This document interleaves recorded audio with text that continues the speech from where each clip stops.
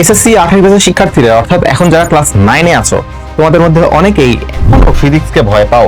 ফিজিক্সে কিভাবে ভালো মার্ক উঠানো যায়, ফিজিক্সে কিভাবে কি করা যায়, ইচ অ্যান্ড এভরিথিং, এই টাইপের ভয়গুলো তোমাদের মধ্যে আছে। অনেকের হয়তো বা এই রিসেন্ট পরীক্ষার ফিজিক্সের রেজাল্ট খারাপ হয়েছে বা ফিজিক্স এক্সামটা খারাপ হয়েছে। এখান থেকেও চাইলে তুমি ফিজিক্সে এমন পর্যায়ে যাইতে পারবা যেখানে ফিজিক্সে তোমাকে কেউ থামাইতে পারবে না। এবং এরকম প্রিপারেশন কিভাবে এনশিওর করবা, ওই গাইডলাইনটা কেমন হবে, ওই রোডম্যাপটা কিরকম হবে, সেটা নিয়ে এই ভিডিওটা তোমাদের সাথে। যদি এই ভিডিওতে বলা কথাগুলো তুমি each and every point follow করো, যা যা বলছি মাথায় রাখো, নিজের মধ্যে কনফিডেন্স রাখো, তুমি ফিজিক্সে এমন একটা পজিশনে চলে যাবা যেখানে তুমি কোনো এক্সামকে তুমি ভয় পাবা না। সো এই ভিডিও দেখার জন্য কয়েকটা জিনিস লাগবে। এক, ভাইয়ের উপর আস্থা। দুই, নিজের পরিশ্রম করার বা নিজের ডেডিকেশন দেওয়ার যেই ইচ্ছা শক্তি, সেটা যদি এগুলো থাকে, এই দুটো জিনিস, তাহলে ভিডিওটা চলো শুরু করা যাক। তোমাদের সাথে আছি আমি, তোমাদের পারভেজ ভাইয়া, পড়াশোনা করছি বুয়েটে, পড়েছি নটরডেম কলেজে। দেখো, ফিজিক্সে ভালো করার জন্য 3টা স্টেপ তোমার একদম খুব ভালো মতো মাথায় রাখা লাগবে। বা আরো ভালো মতো বলতে গেলে এসএসসি ফিজিক্স যেটা, এইচএসসি ফিজিক্স একটু আলাদা। এইচএসসি ফিজিক্স নিয়ে তোমরা কলেজে উঠলে তখন কথা বলবো। এখন এসএসসি ফিজিক্সে ভালো করার জন্য 3টা স্টেপ তোমার খুব ভালো মতো আয়ত্তে রাখা দরকার। 3টা স্টেপ। এখন আমরা ম্যাক্সিমাম ক্ষেত্রে 1 নম্বর স্টেপে যে আটকে যাই, 1 নম্বর স্টেপকে সবচেয়ে বেশি গুরুত্ব দেই, সেটা হচ্ছে কনসেপ্ট বোঝা। কনসেপ্ট, অবশ্যই কনসেপ্ট দরকার, অবশ্যই কনসেপ্ট দরকার। কনসেপ্ট না বুঝলে তুমি কোনো কিছুই করতে পারবা না। এটা একদম বেসিক, এটা একদম বেসিক স্টেপ, প্রথম স্টেপ। হ্যাঁ, এটা একদম বেসিক ফার্স্ট স্টেপ, প্রথম স্টেপ তোমার কনসেপ্ট বোঝা। কনসেপ্ট যদি না বুঝো, তুমি কোনো প্রশ্ন ধরতে পারবা না, কোন সূত্র ইউজ করতে হবে কিছুই পারবা না, কোনখানে কি করতে লাগবে জাস্ট হা হয়ে বসে থাকবা যদি কনসেপ্ট ক্লিয়ার না থাকে। এখন কনসেপ্ট কোন জায়গা থেকে ক্লিয়ার করবা? প্রথমে বলছি কনসেপ্টের পরেও কিন্তু আরো অনেকগুলো স্টেপ আছে। দেখো, কনসেপ্ট কোন জায়গা থেকে ক্লিয়ার করা যায়? কনসেপ্ট ক্লিয়ার করতে তোমার ক্লাস করা লাগবে। ক্লাস কোন জায়গা থেকে করবা? তুমি অনলাইনে করতে পারো, অফলাইনে করতে পারো। অনলাইন করার অর্থ হচ্ছে তুমি হয়তো বা কোনো কোর্সে ভর্তি হইছো, হইতে পারে আমাদের কোর্স, হইতে পারে যে কোনো একটা কোর্সে তুমি এনরোল করছো, সেই কোর্সের ক্লাস করে তুমি তোমার কনসেপ্ট ক্লিয়ার করতেছো, অথবা ইউটিউবে ফ্রি লেকচার দেখতেছো, যেমনটা হয়তো বা এই ভিডিওটা তোমরা দেখতেছো সোশ্যাল মিডিয়ায়। ঠিক তেমনি সোশ্যাল মিডিয়ায় বা স্পেশালি ক্লাস তো ইউটিউবে দেখে, ইউটিউবে হয়তো তুমি কোনো ক্লাস দেখে তোমার কনসেপ্ট ক্লিয়ার করতেছো ফিজিক্সের, হইতে পারে। সো কোর্স করো, ইউটিউবে ফ্রি ক্লাস করো, কোনো সমস্যা নাই। কিংবা অফলাইনে পড়তে পারো। তোমার স্কুল যদি অনেক ভালো হয়, স্কুলেই ভাই সবকিছু পড়াই দিচ্ছে, তাহলে খুব ভালো। না হলে তোমরা হয়তো অফলাইন কোচিংয়ে পড়ো, কোনো সমস্যা নাই। তোমার টার্গেট হচ্ছে কনসেপ্ট ক্লিয়ার করা হচ্ছে কিনা, আমার কনসেপ্ট ক্লিয়ার হয়েছে কিনা, এটা তুমি বুঝবা কিভাবে? অনেকে বুঝে না যে আমার ভাই কনসেপ্ট ক্লিয়ার হয়েছে কিনা। কনসেপ্ট ক্লিয়ার হয়েছে কিনা এটা তুমি বুঝবা যখন তুমি দ্বিতীয় স্টেপে যাবা, অর্থাৎ যখন তুমি নিজে প্র্যাকটিস করতে শুরু করবা। ম্যাক্সিমাম ক্ষেত্রে আমরা কি করি, ক্লাসে বুঝাইলো, দেখো এইটা আসে, এইখানে এইটা হয়, এইটা বের হয়, এইটা যায়। আচ্ছা, খুব ভালো মতো বুঝছি। এটা দেখো অঙ্ক করব, এই দেওয়া আছে, এই জানি, এই লিখলাম, এই ওকে ভাই, খুব ভালো মতো জিনিসগুলো বুঝছি। তুমি আর নিজে প্র্যাকটিস করতেছো না যে হ্যাঁ হ্যাঁ আমি তো জিনিসগুলো ক্লাস যেগুলো বলছে সবকিছু মাথার মধ্যে ঢুকছে। কিন্তু তুমি নিজে যদি প্র্যাকটিস না করো, পরীক্ষার হলে চিন্তা করো, পরীক্ষার হলে কিন্তু কেউ এসে তোমার বুঝাই দিবে না, পরীক্ষার হলে কেউ তোমার হয়ে অঙ্ক করে দিবে না। পরীক্ষার হলে তোমার নিজে খাতে কলমটা নিয়ে নিজে ক্যালকুলেটর টিপে করা লাগবে। তো তুমি যদি নিজে থেকে করার অভ্যাস আগে থেকে না রাখো, পরীক্ষার হলে যায় দেখবা সবকিছুই মনে আছে, আচ্ছা এটা জানি কি বলছিল, এটা জানি কেমনে কেমনে করছিল, নিজে কিছু করতে পারতেছো না। তোমার মাসল মেমোরি তৈরি হয়নি, ব্রেনের মধ্যে অঙ্কটা কিভাবে সলভ করতে হয় তোমার নিজের হাত দিয়ে, ওই জিনিসটা এখনো ডেভেলপ হয় নাই। আর দ্বিতীয়ত, তুমি যদি নিজে প্র্যাকটিস না করো, আমাদের ব্রেইন ভুলে যাবে জিনিসগুলোকে। একটা এক্সাম্পল দেখো, ধরো খুবই সহজ একটা এক্সাম্পল দিই, যে গতিশক্তি ই ইকুয়ালস টু হাফ গুণন বস্তুটার ভর গুণন বস্তুটার বেগ তার স্কোয়ার, ভর গুণন বেগ গুণন square, half M V square. তুমি জানো, এটা আমি তোমাকে ক্লাসে পড়াইছি, যে দেখ বাবা, এই যে হাফ এম ভি স্কোয়ার, এইটা হচ্ছে আমাদের গতিশক্তি। এখানে আমরা ই কে লিখি, কে মানে গতিশক্তি, এন্ড ইচ এন্ড এভরিথিং আমি তোমাকে বললাম। দেখলা খুব সুন্দর, আমি একটা অঙ্ক করে দিলাম, তুমি দেখলা খুব সুন্দর। যখন তুমি নিজে করতে যাচ্ছ, তখন তোমার ব্রেইন চিন্তা করবে, আচ্ছা ভাই জানি কি ফর্মুলা বলছিল, হাফ এম ভি স্কোয়ার, আচ্ছা হাফ এম ভি স্কোয়ার দিয়ে করলাম। আরেকটা অঙ্ক করবা এই সূত্রের, হাফ এম ভি স্কোয়ার, আচ্ছা হাফ এম ভি স্কোয়ার দিয়ে করলাম। তোমার ব্রেইন বুঝবে, আচ্ছা এটা এমন একটা জিনিস, যে জিনিসটা আমার প্রতিদিন দরকার হয়, যে জিনিসটা আমার অঙ্ক সলভ করার জন্য নিজে থেকে দরকার হয়, তার মানে এটা একটা গুরুত্বপূর্ণ জিনিস, এবং তোমার ব্রেইন এটাকে ব্রেনের মধ্যে পার্মানেন্টলি সেভ করে রাখবে।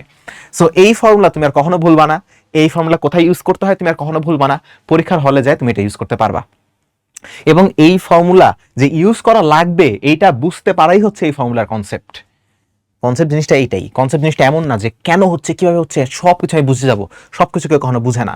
বাট একটা প্রবলেম বা একটা রিয়েল লাইফ প্রবলেম সলভ করার জন্য, সলিউশন বের করার জন্য কোন কোন মেথড, কোন কোন অ্যাপ্রোচ নিতে হবে, এটা কেন নিতে হবে, ওইটা হচ্ছে কনসেপ্ট। তুমি যদি বুঝতে পারো এই ফর্মুলা কোথায় ইউজ করতে হয়, কেন ইউজ করতে হয়, তাহলে তোমার কনসেপ্ট ক্লিয়ার। এবং এটা মাথার মধ্যে যেন সেট হয়ে থাকে, সেই জন্য তোমার নিজে থেকে প্র্যাকটিস করতে হবে।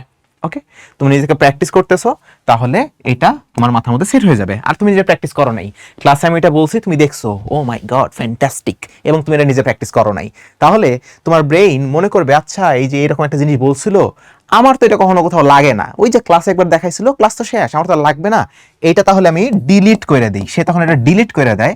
তুমি এই জন্য পরীক্ষার হলে যে তোমার মনে পড়ে না, যে এটা তো পড়ছিলাম, মনে পড়ে না কেন? মনে পড়বে কেন? তুমি তো এটা এখনো ইউজ করো নাই, তুমি তো নিজে থেকে ইউজ করো নাই। তুমি যদি নিজে থেকে ইউজ না করো, ব্রেন তো মনে করবে এটা একটা রাবিশ জিনিস, ভুলে যাই। সো তোমার ব্রেন যেন ভুলে না যায়, এই জন্য তোমাকে এই ফর্মুলাগুলো দিয়ে নিজে থেকে প্র্যাকটিস করে করে তোমার ব্রেনকে বুঝাইতে হবে যে না, এগুলো একটা গুরুত্বপূর্ণ জিনিস যেটা আমার প্রবলেম সলভ করতে কাজে লাগে। প্রবলেম সলভ করে এটা তোমার ব্রেনকে বুঝাইতে হবে। সো তুমি নিজে প্র্যাকটিস করবা কোন জায়গা থেকে? প্র্যাকটিস অবশ্যই তোমার যে মূল বইটা আছে, মূল বইটা সলভ করার তো কোনো বিকল্প নাই, তোমার মূল বইটা সলভ করাই লাগবে।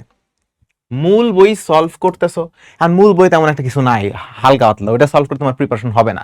তোমার এরপর গাইড বা একটা টেস্ট পেপার সলভ করা লাগবে। মেজরিটি গাইড ফলো করে, পরীক্ষার আগে হয়তো বা টেস্ট পেপার ফলো করে। সো গাইডের অঙ্কগুলো করে ফেলবা যতটুকু করা যায়, অথবা যদি পরীক্ষা ঘনায় চলে আসছে কোনো, সিকিউ সলভ করতে চাইতেছো চ্যাপ্টার ওয়াইজ, তাহলে চ্যাপ্টার ওয়াইজ যে টেস্ট পেপারগুলো আছে সেই চ্যাপ্টার ওয়াইজ টেস্ট পেপার থেকে সলভ করতে পারো। আরেকটা জিনিস, যেটা তোমার যদি অনলাইন ক্লাস করে থাকো, যদি কোর্স থেকে ক্লাস করে থাকো, তাহলে সেই কোর্সের যে পিডিএফটা থাকবে, যে পিডিএফটা থাকবে ক্লাস পিডিএফ, সেই পিডিএফে তো অনেক অঙ্ক থাকে। বিশেষ করে আমাদের যে কোর্সগুলো, আমার আর রেদওয়ানের, ওইখানে তো পিডিএফ আমরা দিয়ে দিই যেখানে অঙ্কগুলো থাকে অনেক। সো সব কোর্সে এরকম থাকে। সো এই পিডিএফ এর অঙ্কগুলো তোমার নিজে থেকে প্র্যাকটিস করা লাগবে। ক্লাসে যেগুলো করাইছে সেগুলো নিজে হাতে করতে হবে। অফলাইনেও হয় ক্লাস নোট যেটাকে বলে, ক্লাসে হোয়াইট বোর্ডে বা ব্ল্যাক বোর্ডে যে ম্যাথগুলো করাইছে, ওই ম্যাথগুলো তুমি নিজে খাতায় অবশ্যই করতেছো কিনা। ওকে, আচ্ছা, এই প্র্যাকটিসগুলো তুমি করবা। এরপরে যেটা মাথায় রাখবা, এটা সবচেয়ে বেশি ভয় মানে ভুল করে এই জায়গায়, যে তুমি ভুল করতেছো এবং এটা তুমি প্যানিক করতেছো যে ভাই আমি পড়ছি, সবই বুঝছি, নিজে প্র্যাকটিস করতে যাই কিন্তু পারি না, আমার ভুল হয়। মনে রাখবা, ভুল করা স্বাভাবিক, হতাশ হওয়া যাবে না। হতাশ হওয়াটা মুছেই গেছে পুরো, হতাশ হওয়া যাবে না। কেন জানো?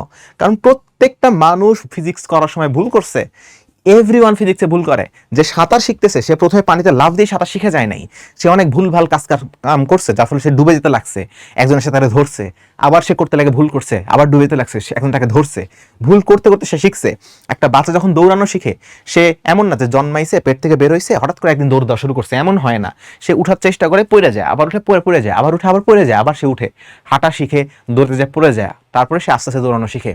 সো হোঁচট খাওয়া, পড়ে যাওয়া, ভুল করাটা স্বাভাবিক। তুমি অঙ্ক করতে গেলে, অঙ্ক করতে যে তোমার ভুল হয়েছে, ভুল করা কখনোই খারাপ কিছু না। মনে রাখবা, প্রতিটা যে ভুল তুমি করতেছো, এটা একটা নতুন একটা শিক্ষা। তুমি একটা অঙ্ক করতে গেছো, অঙ্ক করতে গিয়ে তুমি পারতেছো না, অঙ্কটা তোমার ভুল হয়েছে বা তুমি পারতেইছো না, দেখলা আচ্ছা এখানে এই ফর্মুলাটা ইউজ করা লাগতো, এখন তুমি শিখে গেলা যে এই টাইপের অঙ্কে এই ফর্মুলা ইউজ করা লাগে, এই ফর্মুলাটার এই টাইপের অঙ্কে ইউজ করা যায়, তোমার কনসেপ্টটা স্ট্রং হইলো। তুমি একটা অঙ্ক করতে গেছো, তোমার ক্যালকুলেশন মিস্টেক হয়েছে, তুমি ভুল করছো, তুমি শিখে গেলা যে আচ্ছা আমি তাহলে এই টাইপের হিসাব নিকাশ করতে ভুল করি, পরের বার সাবধানে করব। তুমি একটা অঙ্ক করতে গেছো, তুমি ভুল ফর্মুলা দিয়ে করছো, তুমি শিখলা যে আচ্ছা এই ফর্মুলা এখানে ইউজ করা যাবে না, এই ফর্মুলা এখানে ইউজ করা যাবে না, কারণ তুমি নিজে অ্যানালাইসিস করবা কেন করা যাচ্ছে না, ও আচ্ছা এই কারণে করা যাচ্ছে না, নতুন একটা শিক্ষা, এই ফর্মুলাটা ইউজ করা লাগবে, আচ্ছা শিখলাম, পারতাম না আমি শিখলাম। যত বেশি ভুল করবা, যেই পোলাটা ফিজিক্সের একটা চ্যাপ্টার 1000টা অঙ্ক আছে, 1000টা তো থাকে না, ধরো 100টা অঙ্ক আছে, 100টা অঙ্ক করতে যায়, সে ধরো 30টা অঙ্কে ভুল করছিল, বাট এই 30টা অঙ্কে সে আর কখনো ভুল করবে না। সো পরীক্ষার হলে ভুল করা হচ্ছে, বাসায় বসে ভুল করা নিরাপদ। বাসায় ভুল করলে কেউ পিটাবে না, পরীক্ষায় ভুল করলে জীবনে রিস্ক হতে পারে। এই জন্যে বাসায় বসো, যত বেশি ভুল করবা পরীক্ষার হলে ওই ভুলটা আর হবে না। সো তোমার টার্গেটই হওয়া উচিত আমি যত বেশি ভুল করার করে ফেলাবো, দেখি কত ভুল করতে পারি, কত ভুল করা যায় আমি দেখতে যাই, আমি লিমিটটা দেখতে চাই আমার কত ভুল করতে পারি। কারণ তুমি বাসায় যত বেশি ভুল করতেছো, ওই সেম ভুল আর পরীক্ষায় হবে না ইনশাল্লাহ, যদি শিক্ষা তুমি গ্রহণ করো। সো প্রত্যেকটা ভুলই একটা শিক্ষা, ভুল থেকে শিক্ষা নিবা, এবং ভুল জিনিসগুলো তোমাকে একটা লাইফ লেসন দিচ্ছে। এই ভুলটা তাহলে তোমার পরীক্ষার হলে হবে না, বাসায় বসে ভুল করো, কোনো সমস্যা নেই, ঠিক আছে? সো টার্গেট নিবা যে কত বেশি ভুল করা যায় আমি দেখতে চাই, যত রকম ভুল আমাকে দিয়ে হইতে পারে সব কিছু আমি এখনই করে ফেলাবো, যেন পরীক্ষার হলে আর ভুল না হয়। তাহলেই তো হয়ে গেল। ফিজিক্স নিয়ে কোনো ভয় পাওয়া যাবে না। মনে রাখবা, ভয় মানুষের মস্তিষ্ককে বিকল করে দেয়। আরেকটা কথা আছে এটা নিয়ে, এটা বলা যাবে না এখন অন ক্যামেরায়। তো ভয় মানুষের মস্তিষ্ক, তুমি ভয় পাইলেই তুমি শেষ। রিসেন্টলি আমার পা কেটে গেছে, বুঝছো? এখন যখন আমার পা কাটছে আমি জানি না আমার পা কাটছে, হঠাৎ হাঁটতে হাঁটতে মানুষজন আমার বলে রক্ত বেরোচ্ছে, তাকায় দেখে পা কাটে গেছে, ওইটা দেখে আমি হার্ট ফিল করতেছি, মনে করো এরকম একটা অবস্থা। এর আগে জানতামও না, ভয়ও ছিল না।